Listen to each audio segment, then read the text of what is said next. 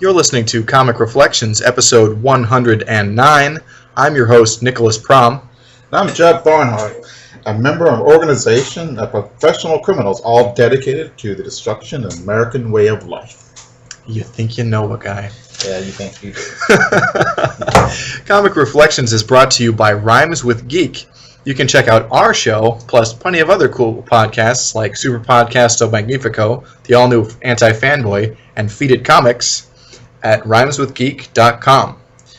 And if you like this show, please subscribe to us on either iTunes or Stitcher. So, today, this episode is going to be a first of our two-part glimpse at the wonderful Silver Age series, The Thunder Agents. Loads of fun. Yeah. Let's see. We did some last week, didn't we not? Or I think I lent you like a trade or something to get familiar with the and series. Next week we'll have another one. But, no, this is... Oh, yeah. Okay. Yeah, and right. There are loads of fun.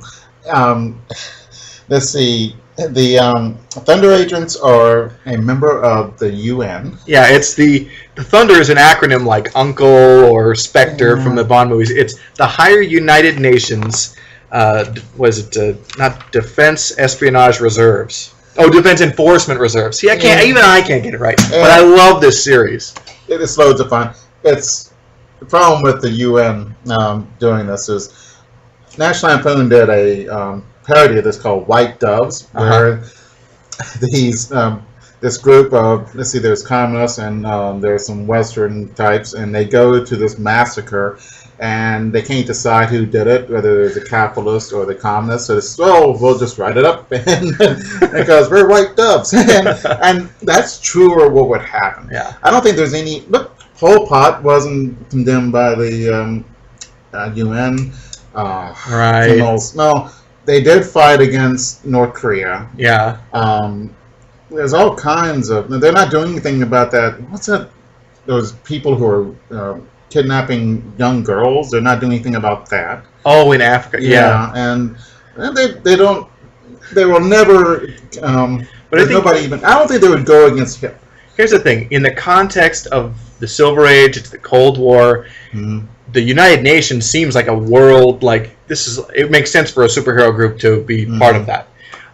So I get it. And also it's kind of funny, like, all of the superheroes are, like, white Americans. Right. Even though it's the United Nations, you'd think it would be an international team. Maybe some Canadians or something. I don't know, right? I don't know. Not that I picked up on, but... Yeah. Also, they do a lot of crime fighting. I mean, if you would have that'd be the last thing I would want a UN organization to do, to go in and fight crime. Yeah, I mean, granted, they're busting up like commie spies or aliens or various supervillains, but it's fair. Some of it's at least fairly standard superheroics. You know, not like going on patrol, but certainly answering calls. All right. You know, and it's so funny. This is the only. You know, I'm gonna give a context to this. The Thunder Agents are from Tower Comics, which had a short-lived comic line just for about 4 or 5 years in the latter half of the 60s. And Tower Comics was from Tower paperback books.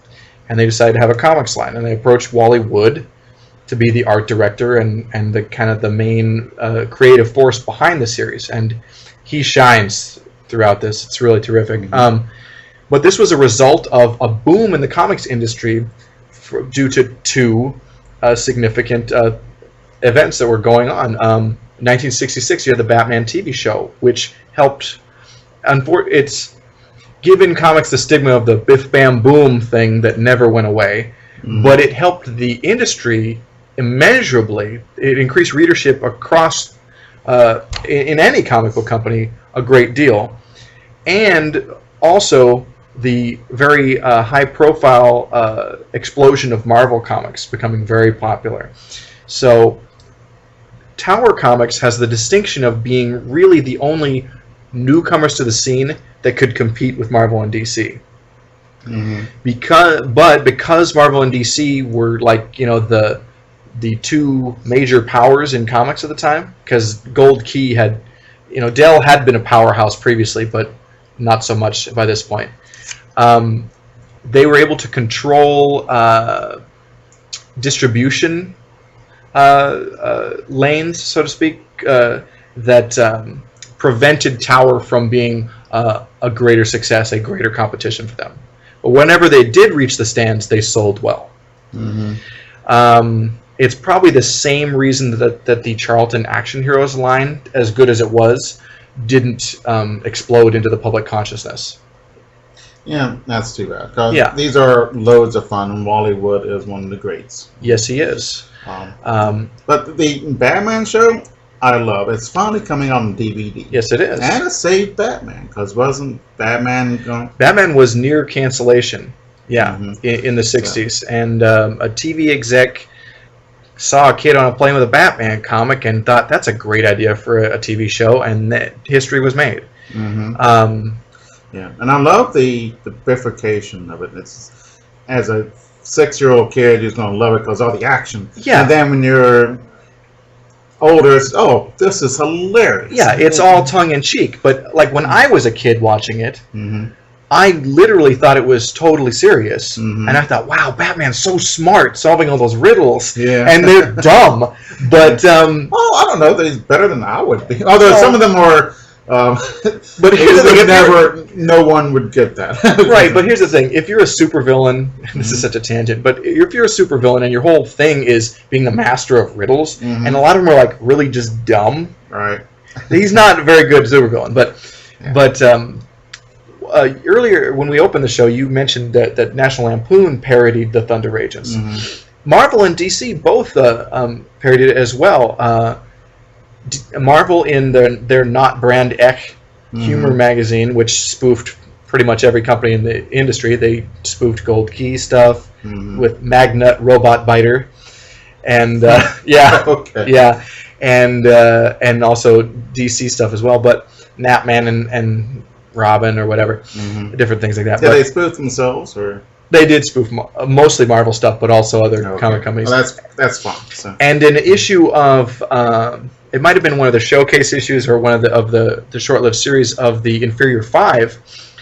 The Inferior Five fought basically stand-ins for the Thunder Agents called Hurricane, and we read that. Oh, I'll be damned. And that was a lot of fun too. So they definitely were. This was not a line of comics that went unnoticed, either in the industry and in comic book circles in general. So yeah. But let's talk about some of these comics. The first, and also all of the issues of Tower Comics were double-sized, which was a unique thing. It was twice the price plus a penny of your standard comic book, but you had all this, you get twice the comics. Yeah. And you got Wally Wood in every issue. And that's worth the price. Oh, yeah. At any price. Yes. So, go ahead. Dynamo and the Sinister Agents of the Red Star. That's right. From Thunder Agents number 6, the lead story, you just announced it. Wally Wood probably wrote this, and he did the art for this story, for this lead story. Yeah. Red Star is obviously a stand-in for Texaco. No, it's for dirty comics.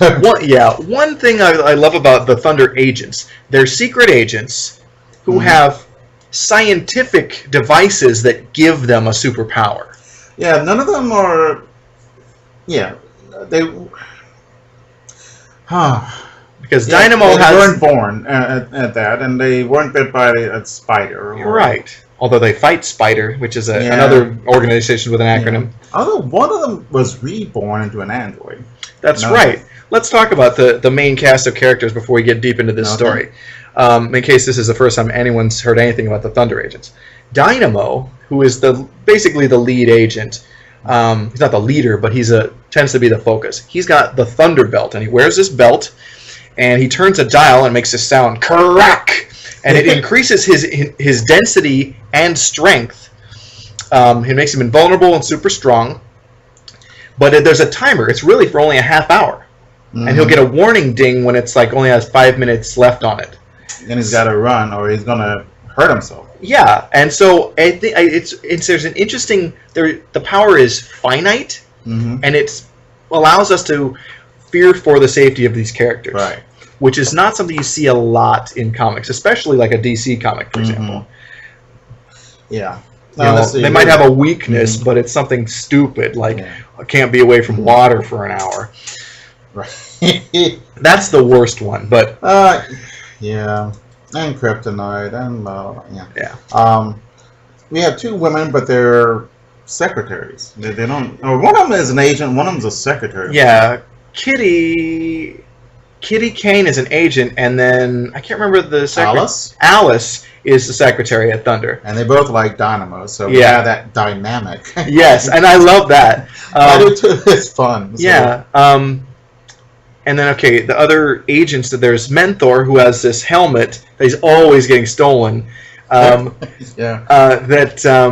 gives him, like, telekinetic and psychic powers. Mm-hmm. And there's No Man, who is an old guy who transferred his consciousness into an android body, multiple android bodies, and he also has a cloak of invisibility. One at a time. Right. So he has a cloak of invisibility, and if one of the androids getting his butt kicked, he transfers it to another android. Yeah, which is so cool. It is very interesting. And then he has to rush back to the scene or whatever. But yeah, he also has the cloak of invisibility, which makes great for an espionage team. Yeah. There's Weed. I have no idea what he does. Weed doesn't have powers. He's a member of the Thunder Squad, but he's just a regular, quote-unquote, regular secret agent. He's not a super agent. I thought he had the power of super sarcasm. I think Weed is sort of a parody of Wally Wood himself. Really? Yeah. Just kind of a sly, like, cartoony version of Woody. But and then there's Lightning, who has this yellow power suit that twists the dial, and he has super speed, but every time he uses his powers, he's taking time off of his own life. It ages him. So that's interesting. And there's also the Raven, who has a flight suit or wings or something. But it's mainly No Man and Dynamo. And yeah. So. All right. Okay, so the Red Star agents are started. This is the first time I've seen them. Right. And they're Chinese commies. Yeah. They have a signal ring. The Thunder agents do. Yeah. Yeah. So, Dynamo is right next to where the Chinese commies, Red Stars, are attacking. And so he comes out and he hits his belt and he turns super strong, and all but one of the Red Stars run. Now here's this one guy who thinks he can handle him, and he uses judo. Yeah. And let's see. Judo, Jiu-Jitsu, and Karate. Yeah, so, most of those Red Star agents either get beat up real easy or run away, but this one guy stands his ground to fight Dynamo. And right, he uses judo. And we've seen in Marvel comics, like Captain America used judo to flip the Hulk or something. So, if you have strength and leverage, you can overcome a more physically powerful foe. Yeah, and at this time, martial arts is starting to blow up as a thing. Yeah, and it's still mysterious. And, and you can think it can do everything. Probably, I think this.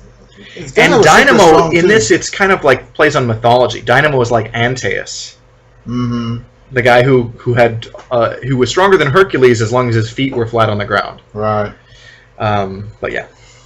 But we see Weed. Yeah. Coming up because Dynamo gets his butt kicked. Yeah, and it's really embarrassing. And lands into cement. So the Thunder Squad show up and help him out. I love how our main hero kind of messes up, and he's really shy because the girl likes him, but he won't ask her out because he's shy. And he doesn't know she likes him. And it is real life. I think, because you know how Marvel comics have a vibe and DC comics have a very different vibe, but they're both very distinct. Right. And I think Tower is able to, the Thunder Agents book kind of incorporates really great elements of both. It finds a happy medium. Yeah, it's a very classic comic book, medium. Yeah, because Marvel, I enjoy a lot of the real problems, but they can get to be a pill. Marvel, they just, oh God, Aunt May is sick again. Oh man, what a bummer that is. Yeah, and this is like, they have problems, and we can kind of like laugh it off, and then get back to just like very, the villains especially are very DC comic type villains. Right. Mm-hmm. Yeah, Marvel heroes versus DC villains. That's what we've got here. Very interesting. Yeah. Yeah. So. Okay. So.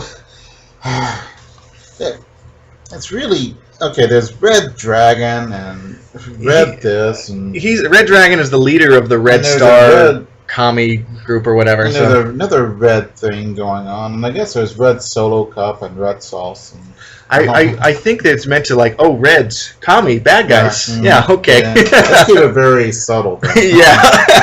Oh. So, yes. So, the commies, they capture Kitty Kane, the female. Because they're going to take this embassy, and then she is listening in on them. And then she uses the radio and gives out the information in the clear, which is amazing. I mean, you'd think you would speak coded because you're a spy, right? Duh. You're a secret agent. For crying out loud, or just wait and call them on the phone or something. Right. But anybody can listen in on the radio, right? So yeah, don't do secret spy stuff on your ham radio. Right. Kind of defeats the purpose. You just got to code it. Yeah. Yeah, and now they do it electronic coding, and I've used those things. Sound, and it's really neat. But, cool. But they capture her because she's stupid. Yeah. All right. So now they attack the Red Star guys. Attack a Polaris sub. And capture it. So she, what's her name? Kitten Kane. Yeah. She is on this ship, so they don't want to blow it up. And the Polaris submarine is very expensive. It's got a nuclear stuff on it. Right. They don't want to blow it up. Right. They will do so if they have to. So how are the Thunder agents going to rescue Kitty without blowing up the sub or killing her? Because they don't want to do that. Right. So she tells them that she's on the sub by using Morse code. Oh, right. And it reverberates through the water? Because of, yeah, okay. No, yeah. Yeah, but, somebody on the sub is listening in on as well. So right. So Dynamo comes to the rescue. Right. He is shot out from another submarine. Oh, yeah, through a torpedo bay. Which, if you're invulnerable, you can do that, I guess. Yeah, I think if you're in a scuba suit, you can be shot out through it. It's just oh, really? Pushing you out with what? Or they can. If you're in a scuba suit, there's a tube. You get in the tube, and there's air. Then they close it, and they put water in, open the doors, and you just swim out. So you wouldn't need powers for that. No. Okay. But he's not got a scuba gear on, so he's using his powers. So. Yeah. And so Dynamo goes and he buys time by snapping off the propeller of the Polaris sub. Actually, they haven't about it's about his size, but I think they're about 2 or 3 times his size. Right. So maybe Wally Wood didn't exactly do his research on proportions, which is surprising because he did do a lot of war comics, and he was known for at least the look being very accurate. But maybe scale was an issue here. Yeah, well, maybe they are that size. But on ships, they're about 10 times the size of a person. Right, but a submarine's a lot smaller. Yeah. Okay. So. The subs look good, and they're fairly accurate. Yeah. So Dynamo climbs aboard. Okay. So he gets his butt kicked by the kung fu guy earlier, and so then he learns a little bit about it and figures out because judo is using your opponent's weight against you. And, he kind of figures it out. Okay. And so they lead Dynamo into a trap, and they electrocute him. They think he's there, but he's not. Yeah, because the Thunder Belt has protected him. He's got it. It was on, and so his powers are fine. And then they find him again. He gets up, and then he gets his butt kicked again. So they put him in with a kitten. Yeah. Oh no. Okay, so Kitten turns on his belt. They didn't take his belt off. Duh. Yeah. Yeah. These are some of the worst supervillains. Oh, baby, you turn me on. When she turns on her belt. Well, just to let you know, it's the swinging 60s. As if, And you hear a crack, and everyone, the red guys think, what was that? Oh, it's the Thunder Belt. Yeah. Crap. We're dead. Mhm. So now Dynamo does a better job because he just holds his hand out where the other guy does a karate chop and he breaks his arm. Yeah. Then he takes up the floor and rolls it up on him And that's kind of great. That's such a Captain Marvel kind of thing to do. Yeah. I guess that wraps up the case. Oh. Yeah. Yeah, and then he gets back to Thunder HQ after everything is okay, and he doesn't know which one girl to ask out, Alice or Kitten. And he says the wrong thing. Yep. They don't like it.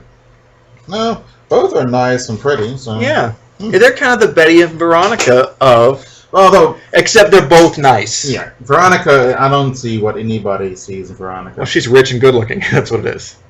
That ain't But enough. Betty has real life qualities that are nice. Right. And I think we'll talk about some Archie stuff so too. later in life. Soon. All right. So the next story in this book is The Origin of the Warp Wizard, written by Steve Skates, with penciled by Mike Sikowski and inked by Frank Giacoia. Familiar names. Mike Sikowski drew every Silver Age Justice League story. Mm-hmm.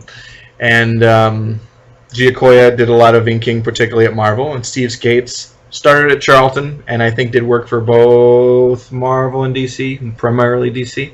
So yeah, and this is a story about Lightning, and the introduction of a character that would basically be his nemesis throughout the series, the Warp Wizard. Yeah, his name is Richard Wizard. Yeah, I would just keep that name. I wouldn't think of it, but. Oh, that'd be my evil name. It's Richard Wizard. Why not? Right. Oh, so he invents portals. And they don't call it that, but that's what we would call it now. There's a game called Portals, which is quite good, I suppose. I know what you're talking about. Somebody at work actually showed me the trailers for those games. Like, wow, that looks pretty cool. Games are, they're almost like. Sometimes my daughter's playing a game, and is that a TV show or a movie or what? Because it looks so good. And the play is good too. Right on. I guess. For some of them. Yeah. But Richard Wizard is a scientist who invents a way to open portals in one way to enter through another and show up somewhere else. Yeah. You can do it inside of a same room or all over the place. And what an interesting foe for a super speedster to have. Right. It is pretty cool. Scott Adams, who made Dilbert, said if he had teleporters, there would be no private. You couldn't own anything. Well, right. I bought the Mona Lisa. Zing! Someone steals it. Right. How are you going to stop that? Right. You would have to have teleportation beacons around valuable things. Yeah. That would be a thing. Mm-hmm. You know it would. Yeah, it would have to. Teleporting blockers. Yeah. Jammers, whatever. You would have that around valuable things. Yeah. But yeah. It'd make going out with girls a lot easier. And then, parents want me to go, I'll teleport it. Yes. And then there you are. Yeah, very interesting. Okay, so Richard Wizard invents portals. And so he's going around stealing. So he robs a bank first, and then he does it in daylight. Why not do it at night? Then no one would know. Because this is like a DC Comics villain. Aha! My new invention has given me such great power. I will be so brazen as to rob in broad daylight because no one's going to catch me. Yeah. It's so like a thing Dr. Light or Major Disaster would do. You know, one of those kind of guys. Yeah. Oh, and at this time, banks had bank guards. Yeah. And so the bank guards, he disappeared, and Wizard comes behind him and taps him on his shoulder, and then bails again, which is pretty classic. This is fun. So the Thunder agents. Well, first of all, the media think it could be Lightning, right? And so the Thunder chief says, "Lightning, you got to find the real guy to exonerate yourself." And so off he goes, and this is the beginning of a hero-villain dynamic that will continue throughout this series. Yeah. All right. Oh, I like the way he leaves the office. And zoom, and it's all this wind blowing. Yeah, as there would be. And I think it's interesting because Dynamo wears goggles to protect his eyes, from like a high wind. that's a smart thing for a super speedster, especially if your power comes from a suit, not from like internally. Yeah, and just think, um, you know, even the toughest biker usually wears goggles. Yeah. So you'll hit a thing bee or a Yeah, fly. right in your eye. Yeah. Yeah. In current DC Comics, they've got the the Earth 2 version of the Flash, Jay Garrick, where you remember how he had like the colander on his head, the doughboy helmet. Yeah. This new version, he actually has a chin strap, which makes sense, so it won't like fly off his head when he runs. Yeah, it doesn't seem like it'd be aerodynamic. He has a chin strap and goggles, which maybe isn't the coolest looking thing, but it's practical if you're going to wear the helmet. So, anyway. Why are you wearing the helmet? Exactly. Okay. Well, Wizard gives Lightning a run for the money because he portals here and there, and he makes a portal, and Lightning jumps through it, and then hits the ground, and it's kind of fun. Yeah, because how can anybody get away from a guy who's super fast? Oh, a guy who can teleport all over the place. And all over the place, all over the world. I don't know if he can teleport to other planets, but then he doesn't. Probably not. You'd have to know something about where you're going, I think. I think so. And you don't know there's air. Exactly. So that story ends on a cliffhanger. It's one of not many multi-part stories that exist throughout this series. Most of it's pretty one and done and pretty episodic, which is kind of cool. There's sort of an ongoing narrative, but there's continuity, but it's fairly light. Yeah. It makes for easy entry, and there's a lot of positives. That's definitely a problem with modern comic books. Yeah. Where do you begin? Yeah. And there was a time, particularly the Silver and Golden Ages, when you could start anywhere. Right. And really throughout the Bronze Age, you could still kind of like figure it out quite easily. But yeah, it's something that's gone away, and it's hurt the industry. Yeah. It's like, let's get back to selling simple, fun, good stories that are finite. Right. It's not thinking long game. Nope. Oh, well. So we don't get this next part of that, but our next story is, what is it? Thunder versus Demo. Demo. Okay. But yeah, and Demo is a villain who would plague Thunder throughout the series. No credit on the writer. Could have been Woody, could have been Steve Skates, could have been somebody else. But John Giunta penciled it, and Wally Wood inked it. And it really looks like Woody did the whole thing, which frequently happens when Woody inks something. Yeah. So that's really nice looking. Yeah. So I think this one centers a bit more around No Man, mostly No Man and Dynamo, but I think I see Mentor there too. Yeah. So, No Man goes somewhere and he's an android, and he gets shot. So, Demo steals his cloak. Right. And then he goes and goes to a prison and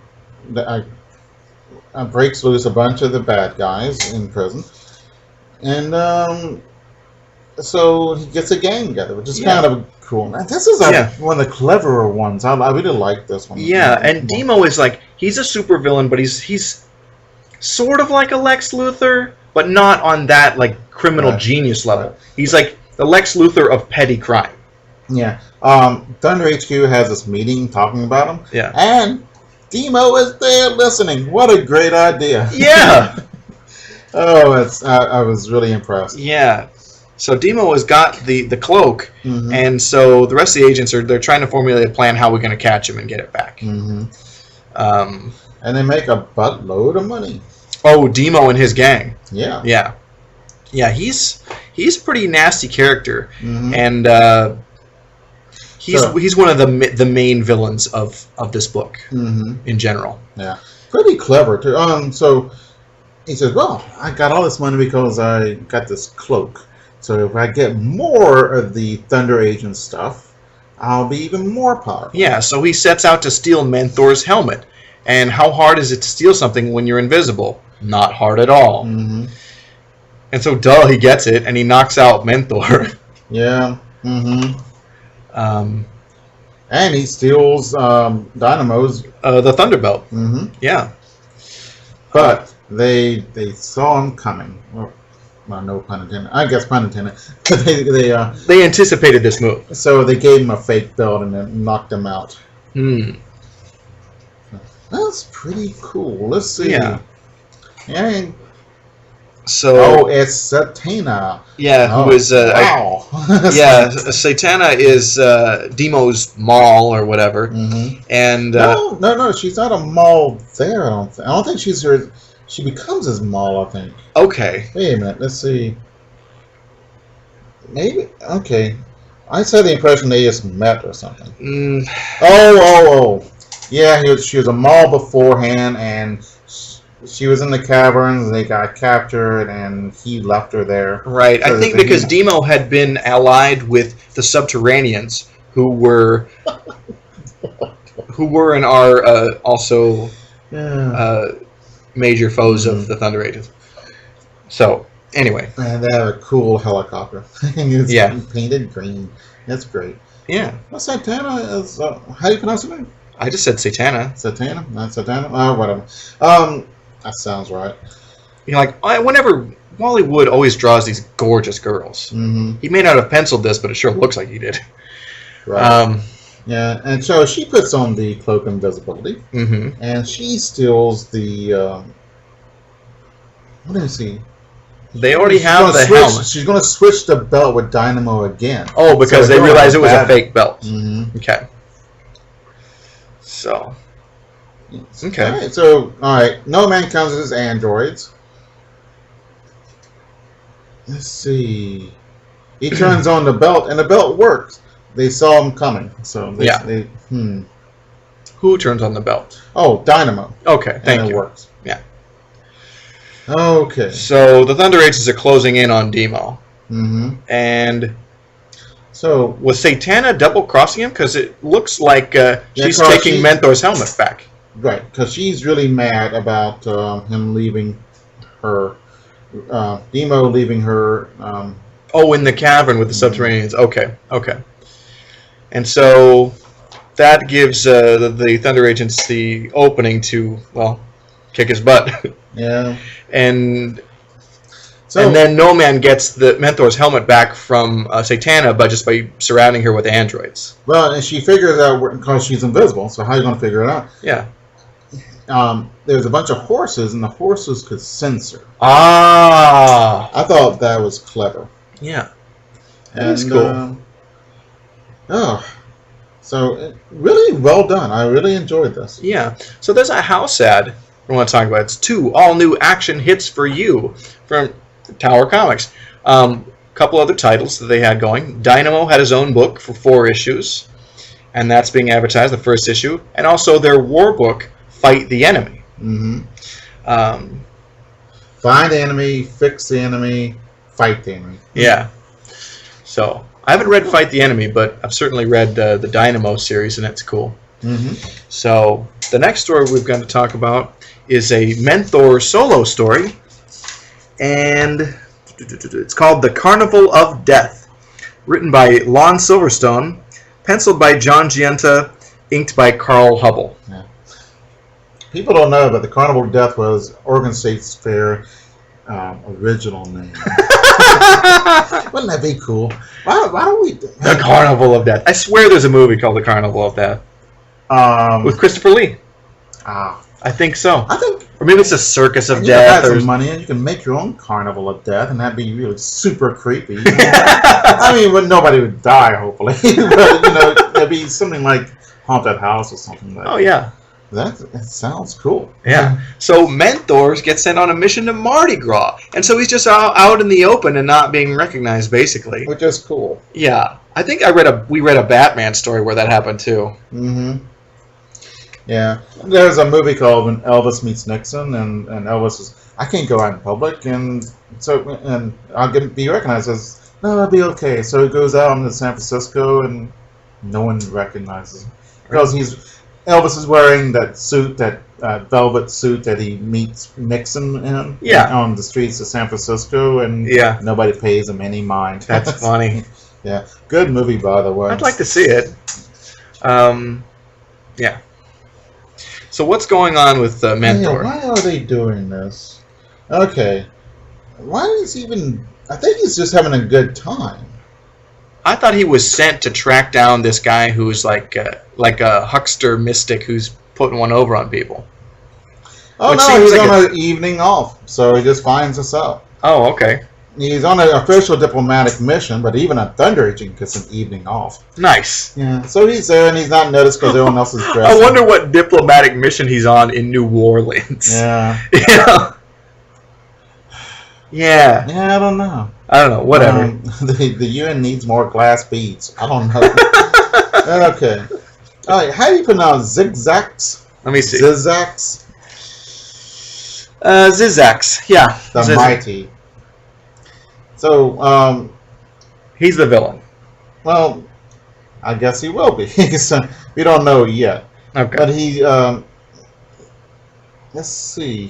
What does he do? Doesn't he hypnotize crowds and stuff? Mm-hmm. Yeah, so he's like the ringmaster from the Circus of Crime. Yeah. And he can tell that Mentor has a lot of power. Yeah. And Mentor has power even without his... Because he's been using his mental energy... So much. Yeah, he can use some power even without the helmet. He has residual power, which Yeah. is interesting. Yeah. Oh, so... Zigzags thinks, oh, this is an American agent. Mm-hmm. And he tells him to kill the ambassador. I guess the ambassador is in New Orleans. I don't know why. Maybe because he's visiting America but wanted to see, like, hey, that's a very popular American event or Right. something. Mhm. So that makes sense. So, it actually works. Mentor goes to the ambassador and he's about to kill him. Sees his expression in the mirror. And says, oh, I better just leave it be. Or something. Yeah. No, I'm not going to kill him after all. So, Okay. Alright. So now they know that Zigzags is really bad. Yeah. So... Oh, that's right. He was trying to assassinate the ambassador. That's Mhm. right. So, is he in league with Spider or something? No. Oh, It's even, it gets weirder, okay. I think. No. Is he? We won't worry about that. Yeah, we won't. Okay, I'm looking at the one. So they fight in the Hall of Mirrors, which is kind of cliche, but this time it's still kind of cool. It's still always cool. Oh, they have it's distorted mirrors. One is short and fat. One is tall and skinny. Pretty neat. You will notice that Mentor's costume looks an awful like the Atoms Yes, it does. from DC. Mhm. So, but he's still cool. Mm-hmm. Yeah. Yeah. He falls through a Like a trapdoor. trapdoor And and gets get a punch on the jaw. That's all he's. they steal his, not just his helmet, but his costume too. Mm-hmm. I think and his underwear, and he's really embarrassed by it. oh, he's in his underwear. He didn't Yeah. steal his underwear. No. Like, wow, that's just mean. Mm-hmm. So, So he uses residual energy to stop them from. Yeah, I think he is Spider or some kind of red zigzags. okay. So he makes these people, the zigzags, makes all these people go and kill Mentor. Yeah. And Mentor uses power to stop them. Yeah. And then at the end of the story, he doesn't have the helmet back, but he's like, I got a good lead. Oh, they're going to bomb the embassy. That's what they're Oh, gonna do. okay. And so so these people are going to drop the bombs. Then Mentor makes them go back and pick them up. And So yeah, but he didn't recover the helmet. But at the last panel says, I've got a good lead on getting it back. And that story is not documented because in the next issue he has the helmet back. Mhm. And And he's on probation.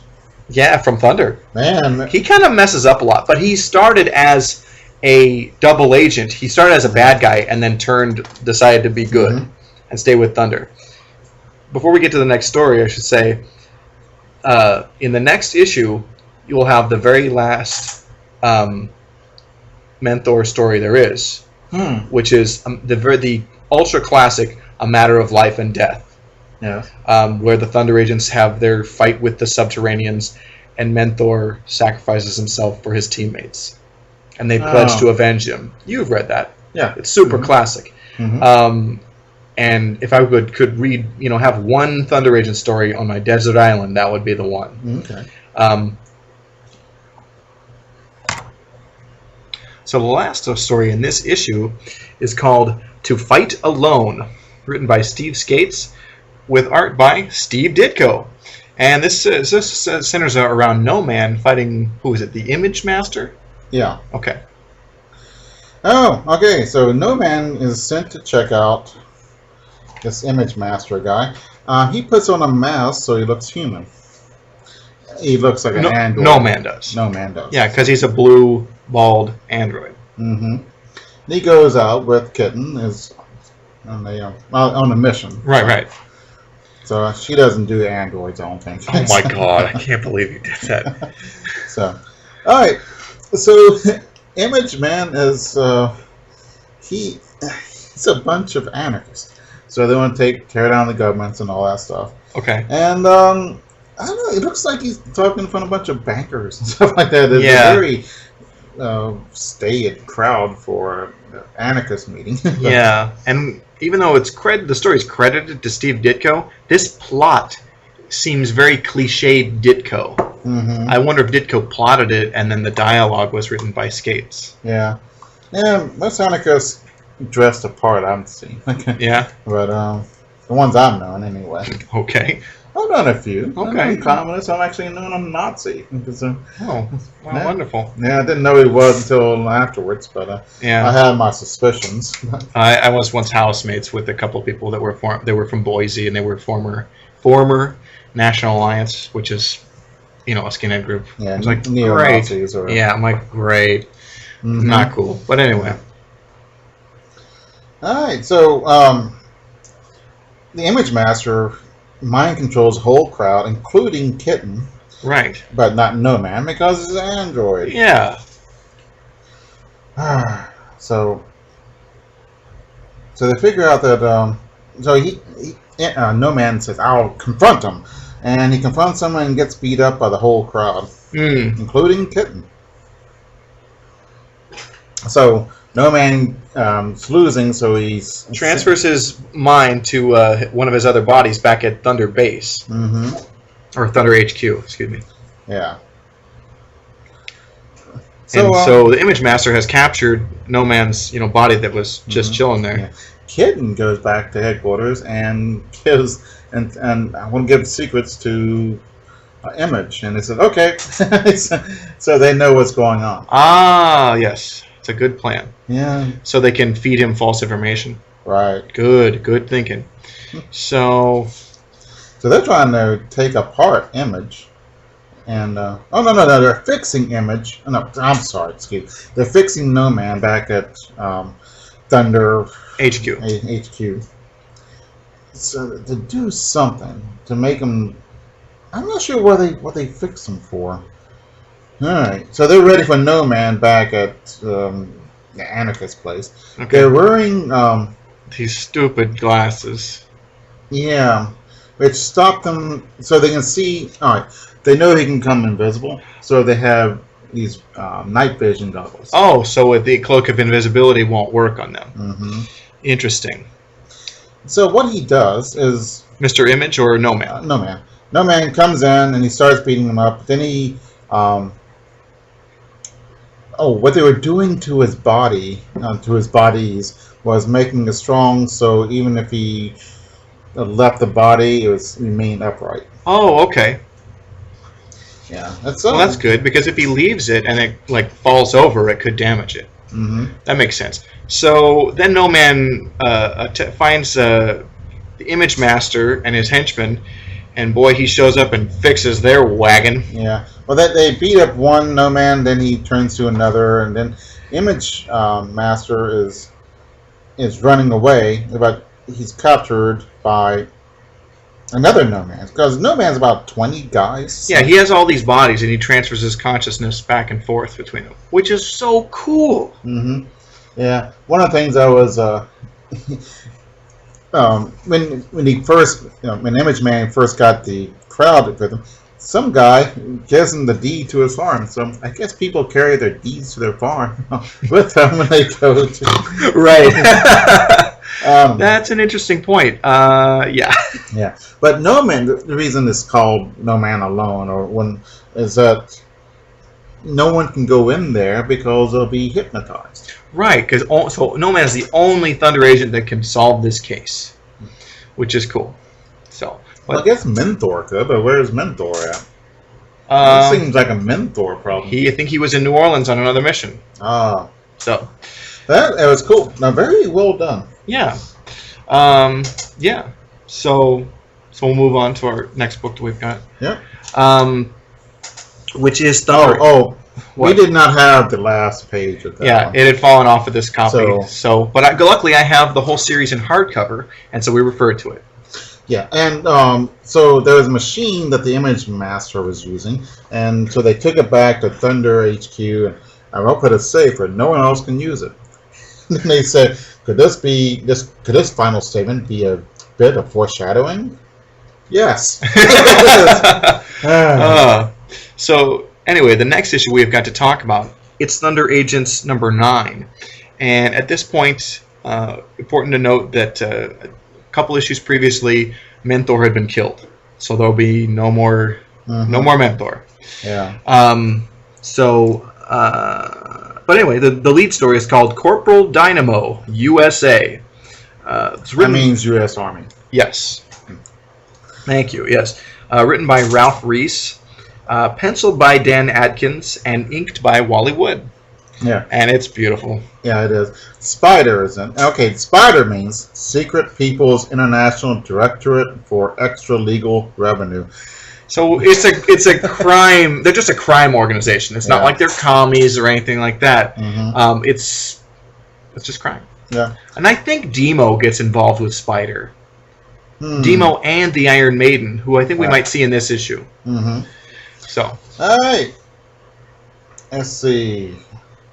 All right. We see Len, who is Dynamo. He's at Thunder HQ, and the chief has got an assignment for him. A life or death assignment. I'm glad they gave him a choice. Boy, is there any other kind? Yeah. Yeah. So he's got to join the army because there's some kind of stuff going on in the army, saboteurs and stuff. I think Spider has infiltrated the U.S. Army. Mm-hmm. Well, they don't know that yet, but yeah. Oh, actually, no, they know. They know it's Spider. Okay. So. Yeah. And this is a point in the series where the Subterraneans, being their main adversaries of Thunder as an organization as a whole, they've been vanquished, and so it really shifts toward being about them fighting Spider. Mm-hmm. So, yeah. So they sent him through basic training. He's already been through the army. Basic training shows you how to stand at attention and make hospital corners. He already knows this. So I don't know why he needs to go back to basic training. That's I think maybe because they're thinking that the Spider agents are coming in through basic, and that's where they want him to follow through and be able to see them. Mm-hmm. Okay. So he's all right. Dynamo is a soldier, and he's a corporal already. And there's one guy gold-breaking, Griswold, and he's not gold-breaking, he's complaining. He's belly aching. Yeah, there you go. And this other guy, Merriwell, wants to give him a face full of knuckles. Yeah. And so Dynamo thinks that the first guy is the Spider agent, and then the other is A-OK for USA. Right. And I was thinking at times, what soldier doesn't complain? It's like soldiers love to complain. Sure. In fact, when they stop complaining, that's usually a bad sign of really bad morale. Yeah. Okay, they are marching and they get shot at by a machine gun. Oh, and are they in Korea now or something? No, or not? They're in training. Oh. Oh. Yeah, it would be Nam at this point. 66. Yeah. Korea's over at that point. Yeah. Mm-hmm. So, let's see. So they're shooting at him with a 50 caliber machine gun, and we know it is because somebody knows what they're drawing. Woody. Yeah. Oh, so Dynamo stops the fighting, stops the guy shooting, but he got bullet holes in his uniform. Right. But he was invulnerable, so right, because he had the Thunderbolt on. Yeah, so I need to go to the doctor because I got these bullet holes in me. So he goes to, but they figure out. So the CO knows what's up, and they knows it's. And the doc knows too. Oh, okay. Oh, so the guy who's a spider agent creeps in the darkness to kill Dynamo. Right. And Dynamo turns on the Thunderbolt, and the knife breaks on him, and it's yeah, and I found out it's Merriwell, the guy he thought was stand-up guy. Yeah, love it, love that dramatic turn. That's kind of reminiscent of some of the things that would happen with Woody's working in back in EC comics. You know, those kinds of things, those story turns. Yep. So there's a meeting of bad guys, and somebody's wearing a mask. Of course. Alright, so they go searching for Dynamo, and then he gets hit. Dynamo, before he can touch his belt, gets knocked on the head with their pistol. And all superheroes are that's their Achilles heel, is getting knocked on the head with a pistol from behind. Yeah, people always grab the gun and bonk them on the head. Yeah, that happens so much. And so they tie him up. I guess that's easier than carrying a gun and a blackjack, you know? Yeah. Read a lot of Golden Age comics, people have blackjacks too. Guns are heavy when they're full. So sure. It was smart. Yeah. So Dynamo was captured and tied up. They still didn't take the Thunderbelt from him. Yeah. They want to steal the secret weapons and put it on a foreign ship. All right. And now they're going to poison the breakfast. Yeah.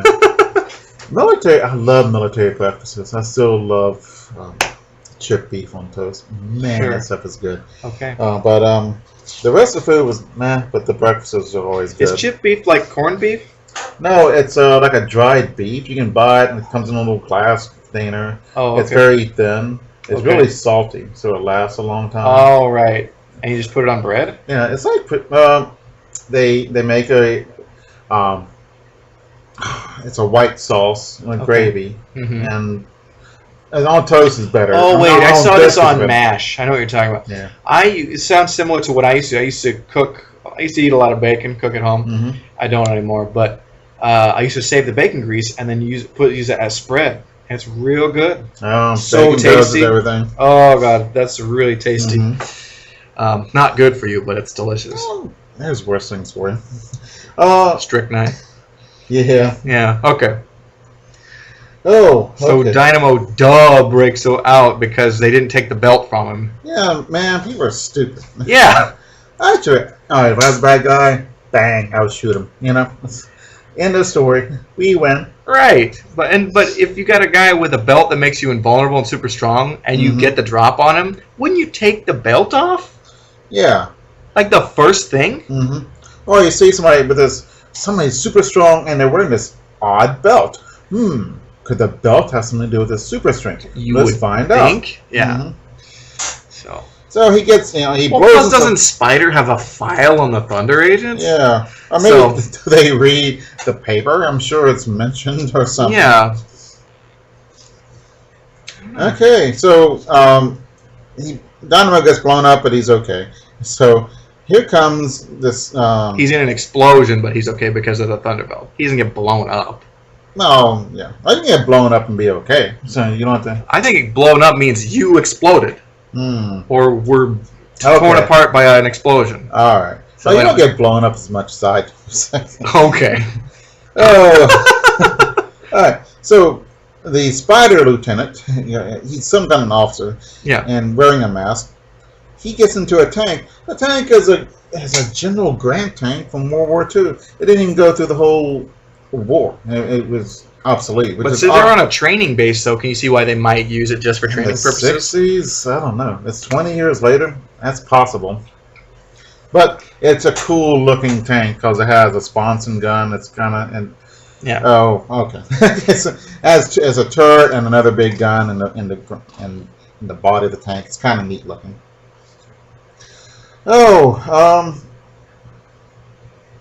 So he uncovers the lieutenant.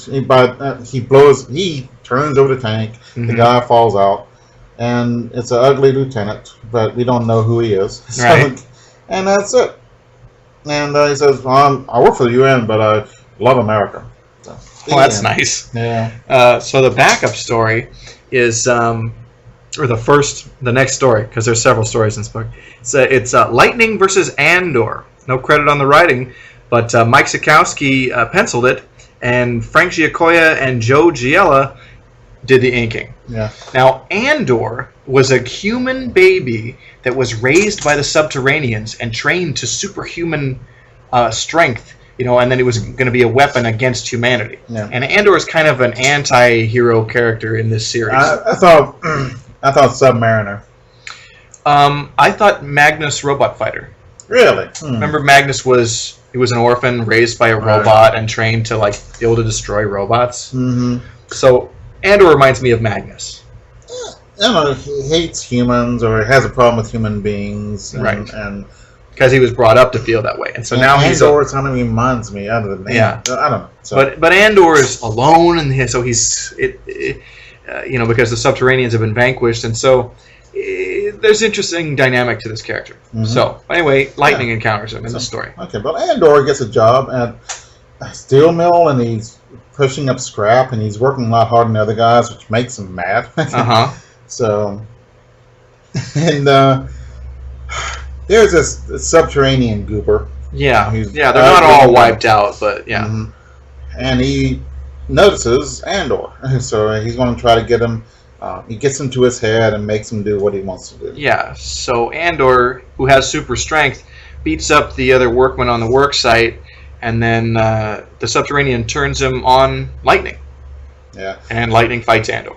Mm-hmm. Yeah. Yeah. Thunder hears about it because a super being destroying the Crucible steel mill, and they need that for weapons. Yeah. So it's a huge fight. Lightning just does the super fast Punch you a bunch of times Yeah. thing. Love that. That's a classic of Mhm. any super speedster. Yeah. But it doesn't seem to phase Andor very much. In fact, he No. just hurls lightning against a steel girder, and it's Yeah. He almost gets burned. yeah, But lightning is fast and he gets away. yeah, So it's just a bunch of fighting. yeah. And, Which hey, that's okay. yeah. Spider gets involved somehow because Right. they're stealing this. They're stealing these missiles from a train. Yeah. And then the green guy, what was his name? He was just a Subterranean. He's nameless. Yeah. But They said, well, let's go with these spider guys because why not? I think Spider sometimes allies with the few remaining Subterraneans when it Mhm. suits their criminal purposes. Yeah. Because the Subterraneans, they just want to wipe out humanity. Right. But there aren't very many of them left now. Mm-hmm. So Yeah. No. Yes. I would concentrate on building up the Subterraneans. I wouldn't be starting to fight if I was about to be extinct. yeah, I think they want revenge, and revenge is not irrational. no, I mean, but even Geronimo, he was ready to battle to the last, for the longest time. So, and they were on the verge of extinction. Yeah. So Okay. So Andor is going to destroy this bridge. yeah, So Lightning takes a grenade and throws it against Andor, and it knocks out the green guy from his head. right, So, but also damages the bridge where a trainload of army soldiers are Right. going over. So Andor fixes it so the train go over, and then it crashes. mm-hmm. Then Andor goes and beats up everybody. He's bad. Oh, they wear these cool T-shirts with spiders on them. Oh, spider agents, yeah. Mhm. So yeah, it's interesting, and so Lightning and Andor kind of make their peace at the end and go their separate ways. Lightning covers his escape Mhm. because Andor is not evil. Yeah, he's just misunderstood. Well, he is. Hmm. And so he's interesting. Yeah, so the next story that we have is The Secret of Scorpion Island. Art by John Giunta. No writing credits. And this focuses on No Man. Yeah. Yeah, this is quite a few of these are not very big UN problems. And then here's this island that's being taken over. It's a little bitty island. Yeah. Who cares? You know, Right, but you have to think like you're a writer. Like, okay, we got to write a story. What's an exotic locale? Make it this a global kind of thing. You know, not every idea is a super great one, but you got to get the books out. Yeah. Yeah, and a bank robbery. Oh, we need the UN. Stuff like that. And, you know, it's sort of... I think it's a weakness of the series. Is that they should have more... It's a big plot hole for you? And it's a problem. I think I like Thunder Agents. Yeah. It's really cool. But that is... Oh, it's such a small thing, you know, using Superman get a cat out of a tree. You know, it's just, it's beneath them. Right. I mean, Superman still does those things, for example. Yeah, but I would not want to read... can be in a lot of places and do a lot of things. But I wouldn't want to read, and it's okay when he does it and it takes 2 panels, but when it takes the whole story, it's like, what? Why did I pay for this? Right. Right. So. Yeah, okay. It's, all right, well, here's No Man. He goes to Secret of Scorpion Island. Yeah. So, the UN... Oh, well, Thunder is trying... Actually, they have a disease eradication program. Okay. All right. Well, that's nice, right? Yeah, and they're trying to help these natives, and the natives get mad and beat them up. It's the only Pacific Islanders that I've ever seen that totally look like super honky. You know? Yeah. They're just like white people with long hair. Got black hair, so... Yeah. Mm-hmm. But yeah. And, with very Anglo features, facial features. Yeah. So then they don't know, they talk to the villagers afterwards. We don't know what happened. So. Yeah. So, come on, No Man. They got a cool... what is this? It's an altar with a really nasty-looking god. And, yeah. So, and then we have the villain of our piece. What's his? Is he Scorpio? I think so. Or Scorpion or something like that. Yeah. And he has 6 arms. 4 arms. Does he have 4? Yeah. Oh, he does. And he has 2 legs. Oh, okay. That makes 6. Okay. Even though scorpions have 4 legs. Plus, yeah, plus 2 pinchers. And the tail. No, they gotta have 6 legs, don't they? They only have 4? They have 8. They are arachnids. 8 legs, plus the 2 claws. Oh, okay. And the tail. Well, yeah. But it's a comic. Mm-hmm. So. Okay. Oh. So the guy with 4 arms doesn't like life because he's a freak. Yeah. He's super freaky. Oh. Yeah, he studied hypnotism in the circus, and he's going to make himself the master of these 2-armed fools. Yeah. Yeah, and he's got to help he's bitter and demented, but he pays well. Yeah. Except it's funny because, like, okay, you think a guy with 4 arms, hey, that's pretty cool. I bet he'd be really good in a fight. Except he doesn't look really particularly strong or anything. Yeah. Mm-hmm. And he isn't. But it is visually cool to see a guy with 4 arms. Yeah. So there's probably a lot of things like weaving and computer work or something like that. Having really an extra set of arms, I think, like, gosh, I wish I had an extra set of arms all the time. Yeah. Because it would be useful. Mm-hmm. In just regular stuff, not like being a supervillain. You know, like. Mm-hmm. Yeah. And okay, so No Man comes up and he goes and crowd of natives, and they steal this. You see these people stealing a girl, and so they're gonna. So they're in front of the dark god Malu. Mm-hmm. And of course, there's a intercom system. They're talking about. Oh, through the god, and that's what Scorpio's using to... Right, and sacrifice a life for this girl. So No Man's not having anything of that. He goes in and... Invisibly beats up his minion. Mm-hmm. Saves the girl. Yeah. And then Scorpio gets super pissed about it, but runs away. Mm-hmm. And No Man punches him out while he's invisible. You think that's kind of a cheap shot? Yeah, the guy deserved it. Yeah, but he's an android. He's probably super strong anyway. He could just turn visible and then... Pew. Yeah. Mm-hmm. But whatever. Yeah, so So he makes him confess the truth, Mm-hmm. or he wants to, but then uh, Scorpion has a needle Mm-hmm. with hypno needle, so he jabs No Man, not knowing what No Man. Is an android. Yeah, it doesn't work. So, but No Man pretends to be hypnotized, which is Yeah. dumb because he could just beat him up. Mm-hmm. But okay. So he fakes not knowing about it. No Man fakes that he's hypnotized, Mm-hmm. and then beats the crap out of Scorpion. Yeah, I mean that didn't take long. Yeah, took a little longer than I should have. Yeah, and he said, "I poison your lakes and streams," and the Scorpion announces to them and tells what happened. And I would have got away with it too if it wasn't that for that pesky No Man. Yeah. uh, Okay. Not a bad one. That was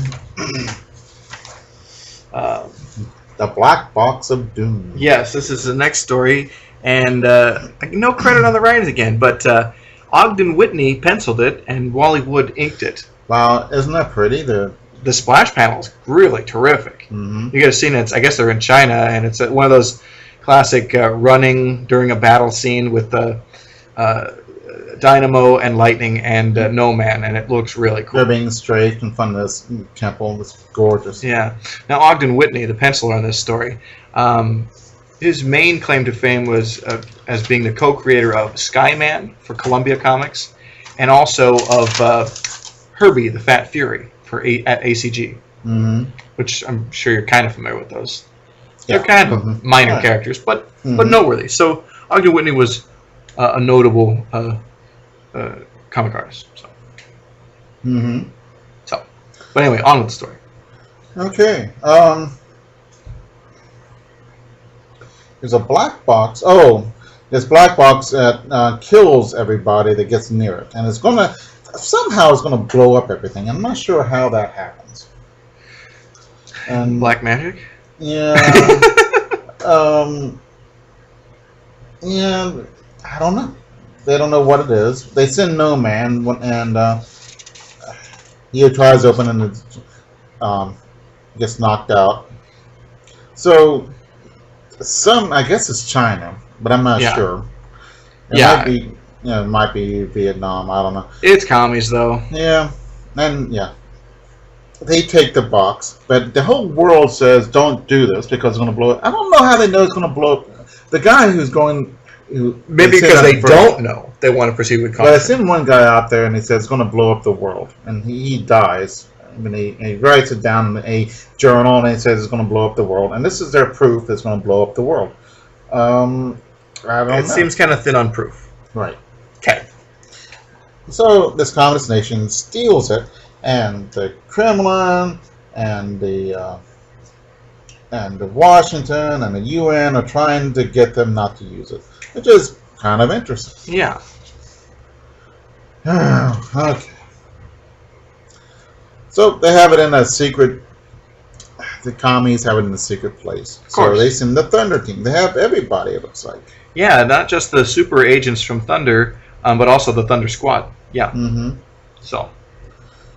Yeah. So they fight, and there's a F-105 Thunder Chiefs. In case you want to know what planes they're using, Sure. they go into the water and come out, and which is wouldn't work in real life. Okay. Good thing this is a comic book. Indeed. So they send in Dynamo and No Man and Lightning. Yeah. All right. So what they got to do is that you only have a few minutes apiece. Okay. So one person goes in and knocks and beats some guys, and sends the other guy in. They beat up then the other guy. It's a relay. Yeah. So That's pretty cool. And it's a good way to showcase all three of the major super agents remaining because Mentor is dead and Raven's not a big deal. Mm-hmm. So. Yeah, so they're actually literally throwing the black box. Yeah. And Lightning gets it, and he's trying to outrace a jet plane, and he runs and goes to where NASA is, and they put it in a rocket ship and Shoot it to the sun. To the sun. Yeah. And I guess that solves the problem. with that mysterious black box that we have no idea where it came from. Right. So there is a cool house ad to talk about advertising 2 of Tower's other series, Fight the Enemy again, and also Undersea Agent, which is pretty cool. And that series had some really... Man, the cover is fantastic. Oh, man. And I read a couple issues of Undersea Agent, and it was full of beautiful Gil Kane art. Yeah, and it's untraded, awesome. And I really would like to get those issues. To, you know. So, the final story in this issue and of this episode is it's a Raven solo story. You never really see him interact with the other Thunder agents. He's part of Thunder, but he's off doing other stuff. Excuse me, and it's Raven battles Maven the Poet, which doesn't sound very good. But anyway, written and illustrated by Manny Stallman. It's kind of a unique art style. I don't know how crazy I am. It's kind of like Jack Sparling's later work. Yeah, I think it's really different. And that's good. At the time, people were really not fans of the Raven stories, especially of this artist. It's really interesting, and well, I don't know. I think it's gorgeous. Oh, good. And different. It looks like Jack Davis did the kids, kind of, or something. Yeah, I think that's definitely there. That's very good. But let's talk about it. All right. So this guy is driving, and he sees these 2 kids in the middle of the road, and then he crashes because he swerves to not hit them. Right. And this woman comes up, very nice children, now back to the car. Yeah.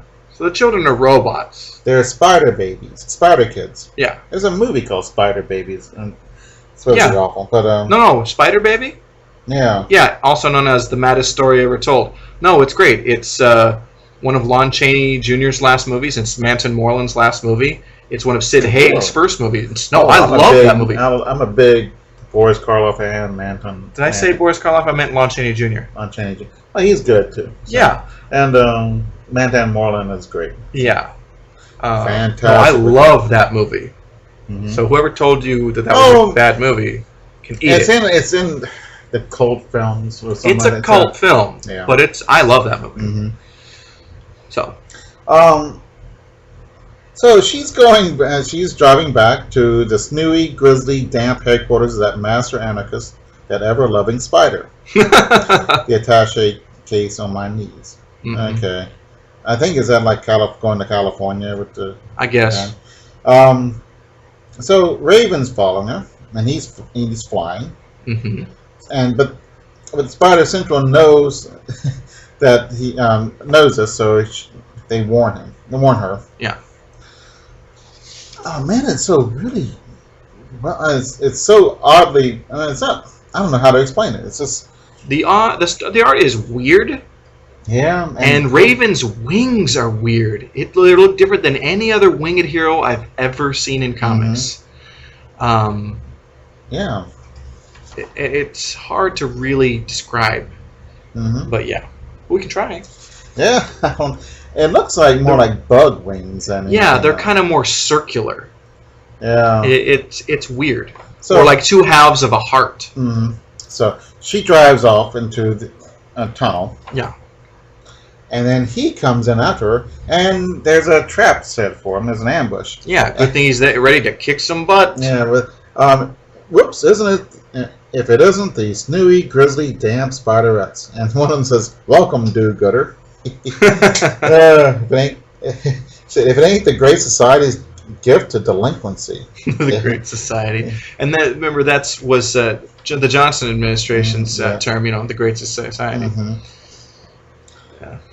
Yeah, man. And there's a big full-page splash of him just kicking the crap out of guys with a big smile on his face. Mm-hmm. And it looks really fun. Yeah, it is. Yeah. All right, so he is a Farsluggener, Raven. I don't know what that means. I hear that term and I just don't understand. I think that's from Mad Magazine or something. I've heard the term Verschluggener, and it's kind of a automatopoeia or a nonsense word, and I think it's kind of a Yiddish thing. Yeah, maybe that. But I don't really know what it actually means. Mm-hmm. So Raven takes the elevator and lets him fly, and she puts on the gas. Maven does. Maven, yeah, sorry. So I know Maven and Raven. It's yeah. She's an interesting femme fatale. She's no Iron Maiden. No, but she's interesting. We'll see her in our next episode that we talk about. Iron Maiden, you mean? Yeah. Okay. All right. So they're trying to get the MacGuffin. Whatever the crap she stole, I don't even remember. Plans or something. It's something for salt mine deposits for U-761 uranium. Oh, it's uranium. Okay. And it's a big salt block. It's like a big block of salt, about the size of 2 or 3 banks together. Okay. Is the block of salt the ringer, or is it there's uranium inside it? I don't know. Okay. It's a radioactive salt particle floating here in the north, and they chip off a particle of the salt. Mm-hmm. And there's a sign that says radioactive. Oh, good. Just so everyone knows. Yeah. Okay. Oh goodness. But man, we see Maven with the spider kids, and that is really cool looking. It's kind of I don't know.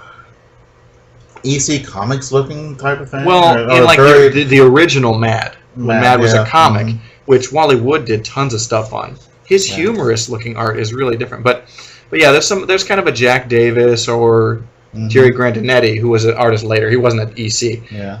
Quality to this. Yeah. So they make the spider babies into walking bombs. Mm-hmm.